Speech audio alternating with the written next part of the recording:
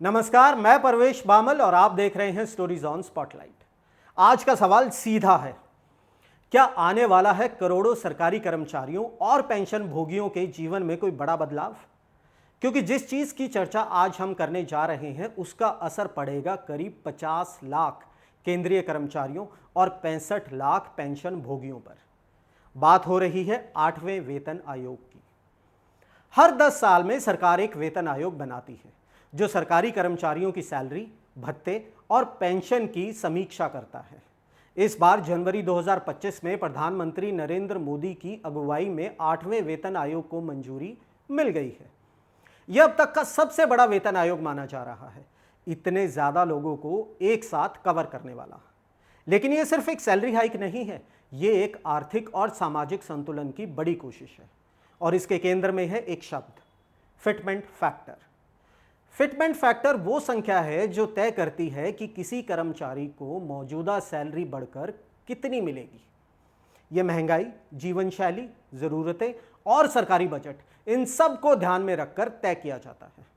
पिछले यानी 7वें वेतन आयोग में यह 2.57 रखा गया था, जिससे न्यूनतम मूल वेतन बढ़कर 18,000 रुपये हो गया था।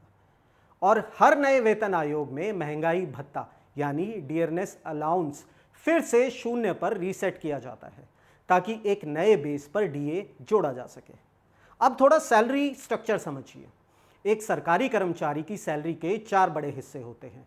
सबसे पहला मूल वेतन, जिसे बेसिक पे कहा जाता है, जो लगभग 51.5% होता है। दूसरा महंगाई भत्ता यानी डीए, जो लगभग 30.9% होता है। तीसरा एचआरए यानी मकान किराया भत्ता, जो लगभग 15.4% होता है। और चौथा परिवहन भत्ता यानी ट्रैवलिंग अलाउंस, करीब 2.2%। डीए साल में 2 बार बढ़ाया जाता है ताकि महंगाई का असर कुछ कम हो सके। अब सबसे अहम सवाल, 8वें वेतन आयोग में उम्मीद क्या है? शुरुआती अनुमानों के मुताबिक 30% से 34% तक सैलरी और पेंशन में बढ़ोतरी हो सकती है। एम्बिट कैपिटल की रिपोर्ट बताती है कि यह सब 2.15 के फिटमेंट फैक्टर पर आधारित होगा। इस हिसाब से न्यूनतम मूल वेतन 18,000 से बढ़कर 51,480 रुपये हो सकता है। अरविंद वसंत शुक्ला, जो एक रिटायर्ड वरिष्ठ बैंक मैनेजर हैं, मानते हैं कि यह अब तक की सबसे बड़ी बढ़ोतरी हो सकती है। लेकिन जरा रुकिए, घोषणा हुए 6 महीने से ज्यादा हो चुके हैं। अब तक ना तो आयोग के टर्म्स ऑफ रेफरेंस यानी टीओआर तय हुए हैं, ना ही कोई अध्यक्ष या सदस्य नियुक्त किए गए हैं। कार्मिक विभाग ने अप्रैल में कुछ अवर सचिव स्तर के पदों के लिए आवेदन मंगवाए, जिनकी आखिरी तारीख 31 जुलाई तक बढ़ा दी गई है। इस सुस्ती की वजह से कर्मचारियों और पेंशन भोगियों में अनिश्चितता बढ़ गई है। कई जानकार मानते हैं कि सरकार इस प्रक्रिया को प्राथमिकता नहीं दे रही है।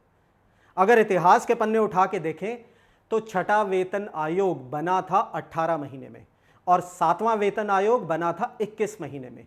इन दोनों की सिफारिशें जनवरी 2006 और जनवरी 2016 से पूर्व प्रभावी यानी रेट्रोएक्टिव लागू की गई थी। तो क्या जनवरी 2026 की उम्मीद अब एक सपना बनती जा रही है?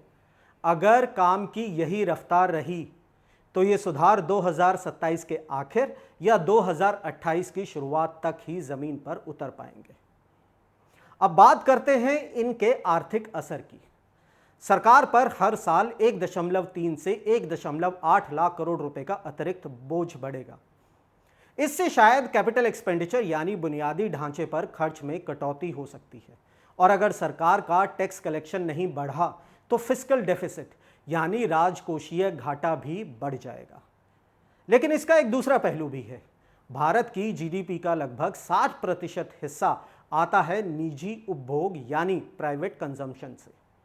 अगर लोगों की सैलरी बढ़ती है तो उनकी खरीदने की क्षमता बढ़ेगी। इससे बाजार में मांग बढ़ेगी, कंपनियां ज्यादा उत्पादन करेंगी और जीडीपी पर इसका गुणक असर भी होगा। इसका एक सामाजिक असर भी होगा। सरकारी नौकरियों की मांग और बढ़ जाएगी। जहां एक और प्राइवेट सेक्टर में अनिश्चितता है, वहीं सरकारी नौकरियों का भरोसा और सुरक्षा लोगों को आकर्षित करता है। और अक्सर राज्यों की सरकारें भी केंद्रीय वेतन आयोग की सिफारिशों को थोड़े बदलाव के साथ लागू करती हैं, जिससे लाखों और लोगों को लाभ मिल सकता है। पहले वेतन आयोग का मकसद था लिविंग वेज, यानी सिर्फ ज़रूरतें पूरी करना। फिर छठे आयोग ने पे बैंड और ग्रेड पे लाकर सिस्टम को आधुनिक बना दिया। सातवें आयोग ने पे मैट्रिक्स लाकर सैलरी स्ट्रक्चर को पारदर्शी और सीधा बना दिया।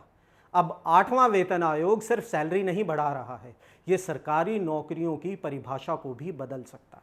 तो सवाल उठता है, क्या हम सिर्फ वेतन वृद्धि की बात कर रहे हैं या एक ऐसे भारत की नींव रख रहे हैं जहां हर सरकारी कर्मचारी सम्मान, सुरक्षा और गरिमा के साथ देश की तरक्की में अपना योगदान देगा? आपको क्या लगता है, आठवां वेतन आयोग महंगाई को बढ़ाएगा? क्या आठवें वेतन आयोग से सिर्फ सैलरी इंक्रीमेंट ही जुड़ा हुआ है या कोई और भी छुपा हुआ पहलू है जिसे हम समझ नहीं पा रहे हैं? अपने विचार कमेंट सेक्शन में जरूर साझा कीजिए। जय हिंद। चुनावी वादों का वड़ा पाव, अर्थव्यवस्था का भरता, गर्मा गर्म मुद्दों का चटपटा विश्लेषण, व्यंग का तड़का with a bit of serious discussion.